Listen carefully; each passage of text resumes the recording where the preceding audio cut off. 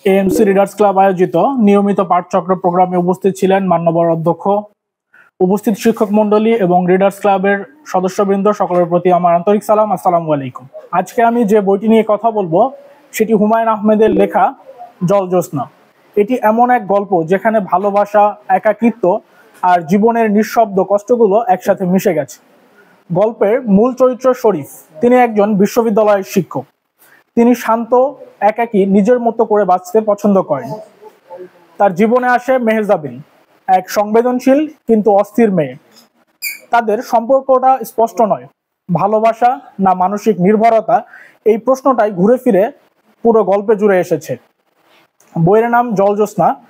বইয়ের নামের মধ্যে লেখক জীবনের প্রতীক খুঁজে পেয়েছেন। জল মানে পরিবর্তন আর অস্থিরতা, জ্যোৎস্না মানে কোমল আলো। লেখক এই দুইয়ের সংমিশ্রণে দেখিয়েছেন জীবনের টানাপোড়েন, কখনো শান্ত, কখনো ঝড়ো। গল্পের শেষে বড় ধরনের কোনো নাটকীয়তা নেই, আছে এক ধরনের বিষণ্ণ নিঃশব্দতা। এটাই এই বইয়ের সৌন্দর্য। গল্পটি পড়তে গিয়ে মনে হয় আমাদের জীবন কোনো না কোনোভাবে শরীফের মতো।